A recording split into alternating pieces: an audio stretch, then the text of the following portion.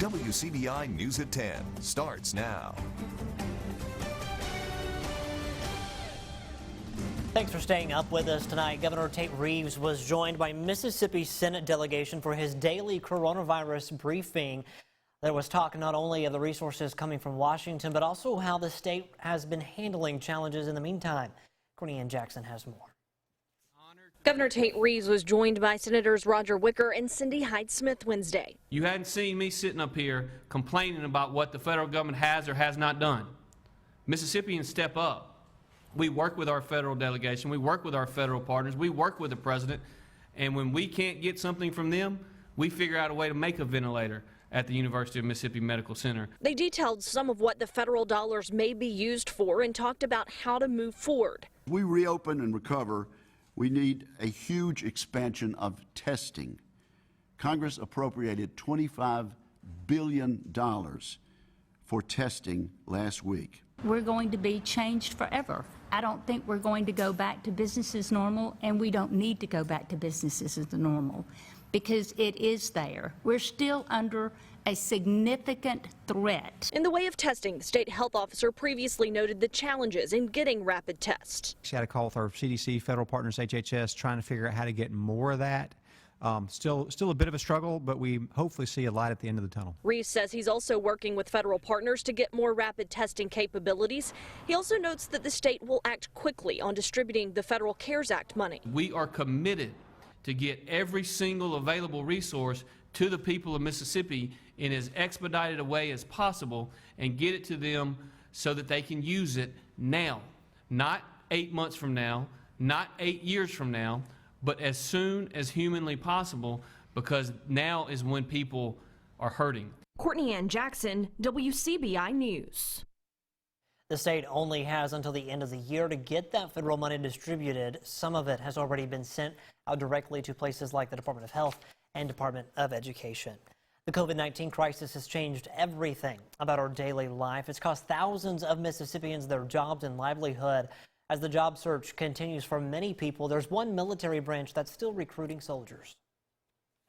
Sergeant First Class William Bell is used to a more personal way of recruiting people for the Mississippi Army National Guard.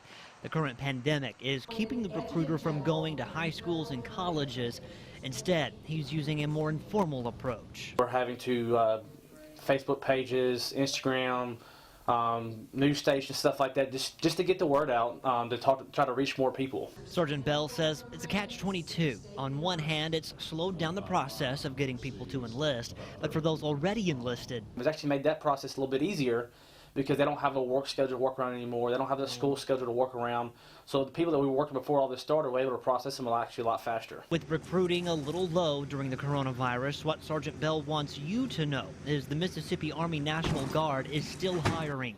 And if you're concerned about being in the military and working, he says with the National Guard, there's balance. With the Guard, we're a part-time service.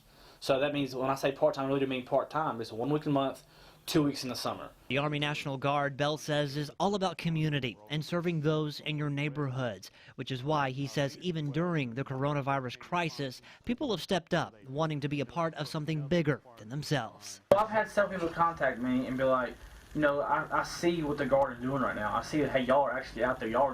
I want that sense of purpose. Like I'm getting chill bumps now. They want that sense of purpose. They want to feel like they're doing something for the better. And I love that. I mean, of course, I love anybody that wants to get in, but when somebody comes to me and says, hey, I want to do something for my community, that's just an amazing feeling. That those people are still out there, and that's the people we're searching for. Appreciate everybody who's stepping up. Now, another perk with the Mississippi Army National Guard is some universities like Mississippi State have partnered up, and if you're enlisted, your college is paid for. Now, for more information and to get in contact with Sergeant First Class William Bell, just visit our website, WCBI.com. We have had a big weather maker move through the lower 48 over the last 24 hours. There it goes. We've been on the backside of it today. Just a few clouds left in the region. Those will pinwheel through the region tonight, and we should be home free for some great weather going forward. Right now, pretty quiet here in Columbus, Louisville, Mississippi, Vernon, and Durham's Pharmacy, Tupelo into the lower 60s in many spots here. The wind still a bit up there. We'll relax a little bit. Low 50s, upper 40s, variably cloudy for tonight. Now tomorrow we start a very nice and sunny stretch, 71 degrees. A bit breezy, cool for late April, and your forecast through the weekend, more of the same. Lots of sunshine coming our way. We'll have that full forecast coming up. Well, following Executive Order 1466, all evictions are temporarily suspended here in Mississippi. That may be good news for families struggling financially during this pandemic, but experts say that the outlook for the industry as a whole isn't good. Our Cash Matlock has more. I really feel sorry for them. I really do. I think they're going to have a major problem. CEDAR COVE manager Betty Brown says she's lucky. Her apartment complex is made up of about 33% students, making it a little easier to collect on rent. We waived the late fee until yesterday. Yesterday I put the late fee back on, and that was just to get my tenants to go ahead and come on in and pay. She says most of her residents have paid their rent on time despite the pandemic. We were waiting to make sure that they had their unemployment or they had their stimulus checks. Other Starkville property owners aren't as lucky. I've had a few people that have asked to get out of leases because they thought they needed to change their situation, maybe move home with parents or try to go somewhere else to find work. Richard LINLEY has been in the apartment business for a number of years. He says newer student-based complexes will struggle the most if college classes remain online in the fall. That it is a benefit being more of a long-standing property owner that you can weather this, but for a lot of people this was a really tough time. I think it's going to hurt the student housing tremendously. Industry insiders say it's hard to gauge how much damage the rental business will take on right now. Only time will tell. I hope that it all turns around quick enough that they can still stay in business, and with the stimulus money, hopefully, that some of them will be able to come out of this. Hope things return to normal as soon as they can, or something more similar to normal anyway. Those in the rental business warn if colleges decided to move to an online format for classes, apartment complexes will see a significant drop in leasing agreements and renewals. A Starkville manufacturer is shutting down, closing its doors. Iowa-based Flex Steel announces today that it's stopping operations in Starkville and Dubuque, Iowa. Flex Steel reports a financial loss of more than $5 million since January and has suffered an on-two punch of falling demand and the coronavirus pandemic. At full staff, the plant employed 170 people in Oktibbeha County. Now they're looking for new jobs in an uncertain market. Quentin Smith has more. When workers at Flex Steel received a phone call from the HR department, they thought it was a call telling them they could come back to work. Instead, they were notified that the facility is shutting down for good, leaving many people without a job and not knowing what to do next. As a result of the unprecedented conditions. As Tasha Beckham reads a disheartening letter. The company has made a painful decision to permanently close its manufacturing facilities located in Starkville, Mississippi. She can't fathom being told she's losing her job. I hate to say I was dependent on it, but when that's your source of income, that's what I was waiting, of course, to go back to work because I don't have a second job. The company closed temporarily in late March, but Beckham says she never thought things would become permanent. This is something we've never experienced before. This is different. And to have family and friends that have actually died from the virus and now not having a job, it's a lot all at one time. It hurt. I don't know how I'm going to take care of my family after, this little unemployment stop. You know what I mean? It's hard. It's real hard. For Charlie Douglas, he's yet to receive a phone call about the closing. He heard of the news through a coworker.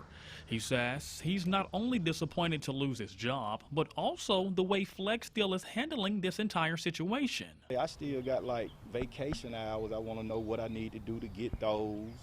I got 401k. I need to know, you know what I'm saying? I need a call. Douglas has worked at Flex Steel for more than a decade and says his worst fear is not being able to find another job due to the global pandemic. I made bills for myself because I thought we was going to be a company that was going to last. Flex Steel, I thought Flex Steel was going to be here when my son got 44, turned 44.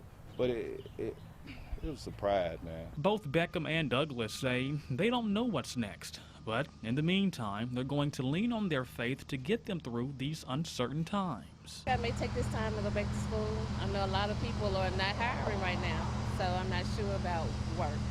And I don't qualify for regular unemployment, so, just making do with what I have. The company says it knows this is devastating news. That's why they're going to help workers receive financial benefits through the CARES Act to help get them through this tough time. Reporting in Starkville, Quentin Smith, WCBI News. Definitely feel for those folks. Well, Flex Steel has been in Starkville for nearly 50 years. The company says its facilities in Dubuque and Starkville could close as early as June. All right, we're going to send things back over to Chief Meteorologist Keith Gibson. Keith, you've got a scary number up there. Thankfully, it's not for us, but man. In my old days, I would love to see 111 degrees. Our high today in the lower 48, 111 in Death Valley. That's a dry heat, though, but pretty warm out there. The national low this morning. Up here in Utah, north of Salt Lake City, Peter Sings 14 degrees. We are in between those two numbers for the next few days. We'll talk about it next. Your WCBI First Alert AccuWeather forecast with Chief Meteorologist Keith Gibson. Cool out there right now, but temperatures will be moderating as we go throughout the next few days. As that cold air lifts away, warm air replaces it.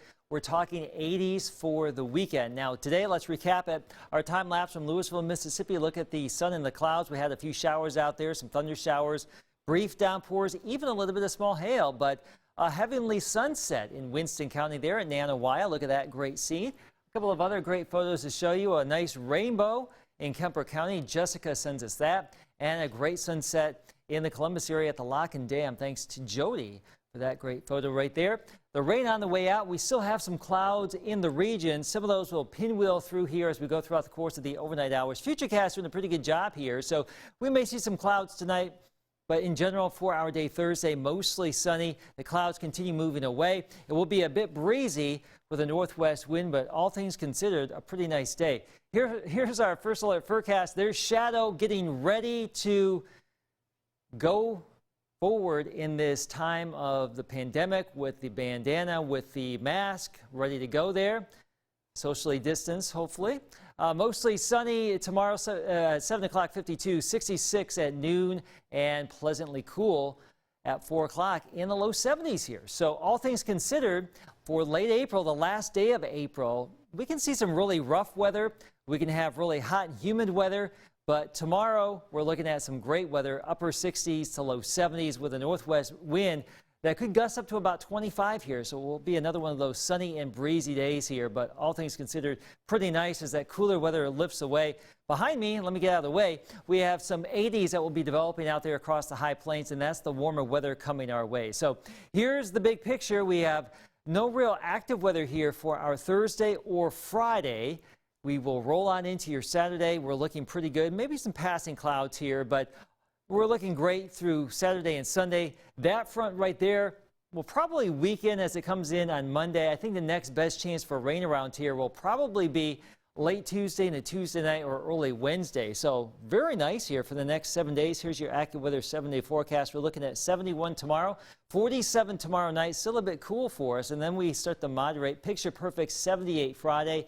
83 on Saturday, 86 on Sunday, 84, 85 early next week. Lows getting up there back into the upper 50s, low 60s. And again, a chance for some storms or showers late Tuesday. There's your forecast. More of the show after the break. Welcome back, everyone. This week in Health Talk with Baptist, we're looking at 3 things that affect our older friends and family. Tonight, Dr. Harris is talking about falls. Hello, I'm Dr. Ashley Harris, geriatrician and chief medical officer at Baptist Memorial Hospital Golden Triangle. Tonight, we will be looking at falls. Nearly 1 in 4 Americans over the age of 65 experiences a fall each year. Every 11 seconds, an older adult is treated in the emergency room for a fall, and every 19 minutes, an older adult dies from a fall. Falls also put a heavy toll on quality of life. A growing number of older adults fear falling and as a result limit their activities and social engagements. This can result in further physical decline and social isolation. Fortunately, falls can be prevented, and there are some things that you can do to reduce your risk. Number 1, ask your healthcare provider to evaluate your individual fall risk. Specifically ask if any of your medications might make you feel dizzy, sleepy, or more likely to fall. Be certain to include over-the-counter medications. Ask your provider if vitamin D supplements could be helpful for you. Number 2, exercises such as Tai Chi make your legs stronger and improve your balance while reducing the risk of falls. Number 3, remove things from your home that you could possibly trip over, such as rugs. Add grab bars inside and outside your bathtub or shower. And finally, make sure your home has plenty of light, particularly in areas where you might walk at night. Join us next time for Health Talk with Baptist, where we will discuss medication safety. Mail your topic suggestions to healthtalk@wcbi.com. Health Talk has been brought to you by Baptist Memorial Hospital Golden Triangle. Could this year's SEC Media Days look differently? More information on that next in sports. Your WCBI Sports with Courtney Robb. 3 weeks ago, Ole Miss announced that all in-person athletics have been suspended until August 1st. However, there's still hope that student-athletes will be welcomed back to campus sooner. According to Ole Miss Athletic Director Keith Carter, the goal is to start bringing back student-athletes by July 1st. Right now, Ole Miss has no plans to move the season opener for football, which is currently scheduled to be played in Houston against Baylor on September 5th. And Carter says the best way to ensure that football season happens on time is to get players back on campus this summer. We've got to get these students back, get them back in shape. That July 1st date is the one that is kind of standing out, that if we get too far past that, it's going to be hard maybe to start on time, So we're looking at some things there. But this thing is so ever-changing and evolving. It changes every single day. We're just trying to create, think about all scenarios and trying to get them back. But we're going to get them back eventually. We just got to make sure that we're doing it the right way. And I know our students are ready to get back and our coaches are ready to get their hands on them for sure. The Southeastern Conference has not released any updated information on when schools can hope to begin practicing, specifically on whether or not student-athletes will be allowed back in July or if there will be any changes to the format of SEC Media Days. The Mountain West Conference, for example, announcing that its 2020 Media Days scheduled for July 16th and 17th will be held virtually. However, again, nothing official has been announced by the conference on any format changes. SEC Media Days is set to take place in Atlanta from July 13th through July 16th. As people continue to practice social distancing amid the coronavirus outbreak, ICC has gotten a little creative on staying active. ICC created the In This Together virtual 5K. And listen to how simple this is. Interested participants joined on social media with the hashtag InThisTogether5K or by joining the event's Facebook page. And participants completed a 5K by either walking or running, and whether that was on a treadmill or outdoors was up to them. And then they sent in their results. Finishers were awarded a t-shirt and medal. The event started on March 28th and ran through April 24th. Started with two instructors, Jesse Stevenson and Dr. Adana Nell. They reached out and brought an idea about doing a virtual 5K. I'd never heard of a virtual 5K, but an opportunity for our students, faculty, and staff to participate in something virtually since we weren't going to be on campus and be able to be together. We just put it out there, hoping that maybe we get 50, 75 participants to participate in the 5K. And then we had over 235 participants. I think we all expected about maybe 50 runners to come out and get involved, but I think it just shows how excited our campus is when there is something offered to the students. I think you could see instructors getting involved, you could see faculty and staff really encouraging people to get off the couch and find a way to channel all of the energy into something really positive.